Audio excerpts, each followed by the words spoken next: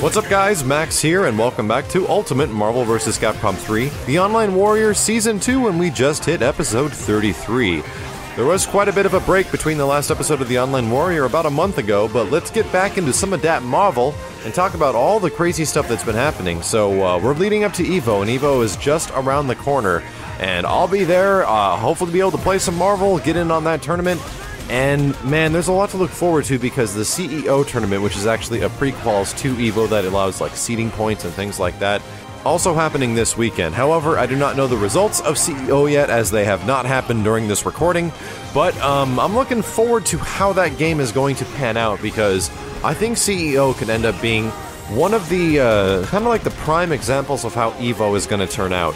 Now, there's like a lot of speculation as far as the Marvel competition right now if people are going to be holding back at CEO and saving everything for EVO because it's literally like a week and a half right after CEO concludes, but it's hard to say right now. Marvel's in a really interesting state where everyone is fine-tuning everything about their teams right now. Every time I check out a Marvel stream, it's everybody like going through and finding the greatest hit confirms they possibly have with the team that they've known works through and through, and a lot of the guys aren't really going out to find new ways and new strategies now. Now it's like, who's got the better Virgil? Who's got the better Doctor Doom? Who's got the better Magneto? And who's got the better Infinites that they can set up off of TAC combos? I guarantee you that is going to be the majority of stuff you're going to see at EVO competition this year. What I also found pretty interesting is that over the span of the past few tournaments and how Marvel has now evolved, it's really that. It's really a game of who can get to their TAC combo the fastest, and whoever can hit it first, bam, that person takes out a character and is almost essentially the winner. There is a few surprise factors which I found kind of interesting about the competitive life cycle of this game, and is that certain characters that are in the hands of certain players like Neo and Viscant are using Phoenix on team now. Even guys like Noel Brown, who is pretty prominent for using a heavy rushdown team, is resided to using Phoenix now. And even though Phoenix was a very dominant character back in the previous games, Ultimate last year did not see much Phoenix players near the top 8 from what I understand. And in the previous year, she took a lot of spots with the original Marvel vs. Capcom 3, which makes sense. If there was a character that was actually considered to be banned in previous games, Phoenix might have been one of them, but Marvel 3 did not see that long of a competitive life cycle until the next game came out, like literally 6-7 months later. So now we're left with the game with like a character that's actually on the rise again, and it's crazy to see these guys making a resurgence of Phoenix, to see Jean Grey finally making it back to teams and doing pretty freaking well. However, in Ultimate Marvel 3, this is a huge gamble because Phoenix is a risk. There are so many more options in this game to take her out before she can even go dark, and glitches and other ways that you can actually make it happen with specific setups and characters in mind. Now, what I think is going to happen at EVO is going to be really telling of character specialists and team specialists. What you have is characters that are very powerful. You have these Mordoom teams that are popping up more and more and more often after Chris G's like complete dominance of playing Ultimate Marvel 3 for the most part. And you have all these guys that are kind of following the bandwagon. If you guys don't understand what the bandwagon means, it's covered heavily in the previous episode of The Online Warrior, where you see one person doing good with the character, and you kind of follow suit to that, take their tactics and their strategies, and it becomes a battle of who has the best version of that character. Now there's a lot of Morrigan stuff, dude. I keep seeing more and more and more Morrigans pop up on teams, and they are just as difficult to fight, and it really is going to show that that girl is not going anywhere. If we thought that Morrigan had anti-strategies, I'm sure they exist, but I'm sure it's just as difficult to get around the insane parts of the screen that she covers. I think we're going to see a lot of Morrigan, and I really hope to see some underdogs. What was nice about EVO last year was that we saw some underdogs. There was some guys using like MODOK with T.A. Fruitsy, I believe was his name, and man, I would just love to see like an Iron Man in top 8 or something like that. I think that would be ridiculously exciting. What I think would be kind of anti-hype and not very exciting is if in the top 8 you saw nothing but essentially Doctor Doom, Virgil, and Magneto, and it's who's got the best version of that team for the final 2 players. Now I've got some preliminary predictions, but I kind of want to save that and like look at each one of these like high-level players' teams and who possibly has a really good chance, but I'll say it right now, like, I can think of nothing more exciting than an underdog or a guy like Kane Blue River with his team armor of like Hulk and Sentinel and Hagar, making it all the way to the finals and doing extremely well. That would literally be some of the most exciting stuff. My only concern is that I think Kane has been in the scene for quite some time. I've actually seen the guy in a couple of EVO videos from times past. So if he makes it into top 8, I'd really hope that he has like the competitive edge at that point to make it and blast through. Like, I think that'd be one of the most amazingly hyped things, is to see a guy make it through with a really unorthodox team, and holy hell, man. What I'd also really like to see is potential Japanese competition showing up for Marvel this year at EVO, and maybe doing well. There have been guys like Abijin and many other dudes, like I think Nemo came up with the specific combos that a lot of guys use with Doctor Strange and Spencer and stuff like that.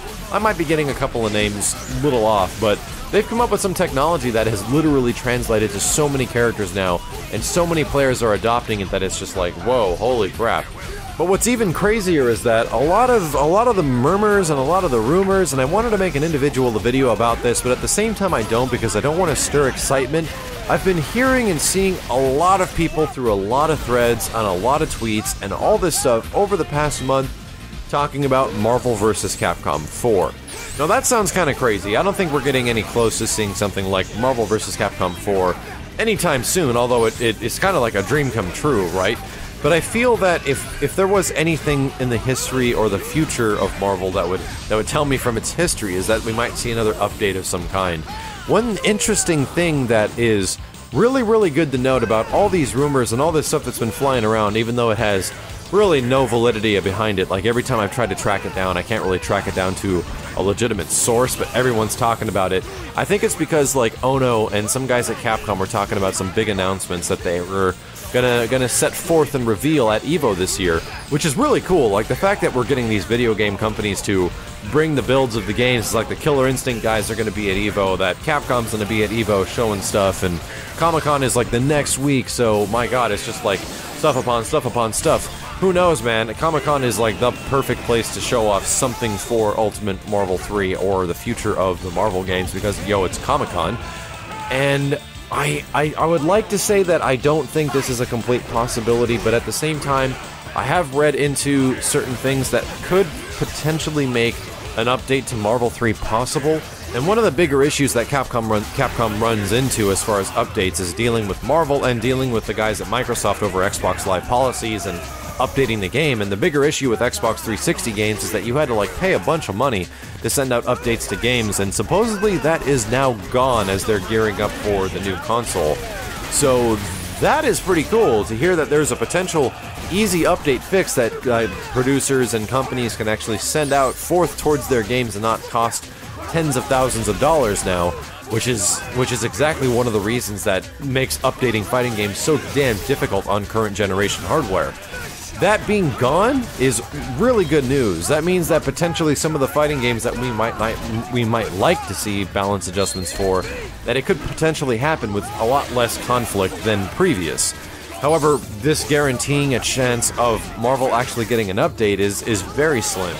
I think that, honestly, and this is just my personal opinion, but based off all these rumors and all this stuff that's been floating around NeoGAF and Shoryuken and all the forums over the past month or so, I think the chances of Marvel actually receiving an update or anything of any kind, talking of a sequel, is about 10% out of 100. That is a 1 out of 10 matchup. It's not impossible, but it is extremely unlikely that you're going to see something for this game, only because of I understand the licensing nightmare that goes on between two giant corporations like Capcom and Marvel, and especially Marvel. And I think we've talked about this a lot before. But there is potentially a chance, because it's just everywhere right now. And there's a lot of stuff between, like, did Lupinko say something? Did Lupinko leak this? And for you guys that don't know, Lupinko was the guy that originally leaked the majority of information about Marvel vs. Capcom 3's roster way back in the day, as well as a bunch of other Capcom-related fighting games even before their release. So, whether or not he can be considered a reliable source of information, or this information actually did come from him, it's really hard to say. But the future thought of something like Marvel vs. Capcom actually getting a man, a balance adjustment? Like, what would you even do? Would you take away Dr. Doom's foot dive? Would you make hidden missiles like a totally bogus assist? Would you not allow Morrigan to gain meter anymore? It's like, they can totally change the dynamic of the game, and I think at this point that's a really good thing. Like, you consider the balance of games and like the balancing of a fighting game now. Back in the day, Marvel vs. Capcom 2 grew into something that a lot of people really loved and enjoyed in the long run of its decade of competitive play. But you'd have to think that if they had the option back in the day, if the developers of that game had an easy way to potentially update their fighting game with adjustments to characters, additions to characters, and things like that, would they have done it back in the day? And I almost would say that they absolutely would. If there was a potential profit or a way to bring new players in, or a way to sell more machines as a result of your game's getting an update, check it out, and besides the usual like gigantic updates from previous versions games, aka X-Men vs. Street Fighter updated to Marvel Superheroes vs. Street Fighter. But I think they would absolutely take advantage of this because of the ease of access to like the internet, allowing us to update fighting games. I think a lot of people have this issue of like letting a fighting game grow, let it give it some time to breathe, and I absolutely agree with that. But over nowadays, it takes like about a year and a half, and fighting games get cracked pretty damn hard. Marvel 3, like I said, didn't get much of a chance because of its early like nest egg state, and something that was very powerful was discovered very fast, which was the DHC glitch, and it left it in a state that many more things could have been discovered. And you go back and you realize that discovered stuff in UMVC3 actually works in MVC3. I think that that's good. I think that it's good that games can get all this crazy stuff figured out about them. But at the same time, I really like the thought of looking forward to something, you know? I like the thought of, I can get excited like that this character's going to get updated, that potentially we can see new adjustments to the way that we play the game completely. We don't have to always DHC into Virgil Spiral Swords anymore. We don't always have to, you know, move our way down the ladder of like a staircase TAC combo from Magneto or Dr. Doom anymore. We don't have to do that stuff anymore. We can actually go back to a pretty solid fighting game. And the problem is that Ultimate Marvel 3 is a fighting game. That's absolutely the case right now, but I don't think anyone will disagree with me that Ultimate Marvel 3 has now evolved into a game that is even more cheap than Marvel vs. Capcom 2. Gives the player even more options than Marvel vs. Capcom 2, and like I said many times before, for any of you guys watching and you don't understand what this means, Marvel 3 is a game where defense is not important. The best defense is quite literally not being there. So I'd like to remind guys about that Marvel is a really cheap game, and if you have these characters and their synergy is really well fitted with each other, dude, there's just an option for anything, and almost any touch should potentially kill. And that makes the game very exciting. It also makes the game really scary at the same time, because as a player, you're kind of limited on your options as far as which characters you can go to, because, man, some of them work so well that if you want to be really successful in Ultimate Marvel 3, you kind of sometimes have to go to those characters you feel, which is why something like the bandwagon exists. And some people that do go out and find natural synergy with other characters become very popular. And I think I've talked about this quite a bit before with popularity in the fighting game community, and if you want to become fighting game popular, man, you go to a tournament with a weird, bizarre team that no one's seen before, you will instantly be on the front page of fighting game news networks, and everyone will be talking about you on Twitter, and that crazy stuff that you pulled off and no one's really seen that much of. Like, if you got Spider-Man, Felicia, and like Super Scroll combos, oh my god, people will flip shit over how awesome you are. And that's kind of the way it goes, and I kind of like that about the game right now, because everyone in Ultimate Marvel 3 is broken. Everyone is amazingly good to an extent. Even Shenko, as bad as she is compared to some of the other cast, she's still really good. Like, she still has things that make her really good in the game, and that's something I can appreciate about Ultimate Marvel 3, is that exists to an extent. So, I kind of wanted to touch bases with you guys again, because it's been a month. A lot of Marvel content hasn't been on here. I did want to get back into it, and I had some Akuma gameplay of me playing Akuma on point once again, and it's a lot of fun. It's a lot of fun just switching things up and trying something new. I think I'm gonna have to switch up my team a little bit, maybe with Akuma and oh man, I think I want to put Dante and potentially Dr. Doom on a team together. I think that could be quite a bit of fun. But we'll see. I'm still working out a bit of synergy. If you guys have any suggestions of synergy for Akuma on point, let me know in the comments below. If you enjoyed Marvel making it back, if you enjoyed watching some of these crazy-ass matches on the channel, I'd definitely appreciate a thumbs up or a comment below. But until next time, we'll be talking a bit more about EVO. And if you guys hadn't gotten a chance, we released a teaser video for Season 3 of Assist Me. And I'll let you know right now that the first episode of Assist Me will feature one of the most requested characters that I had ever seen, and it's Dante. Thanks very much for watching, guys, and stay tuned for that. My name is Max, and I'll see you next week.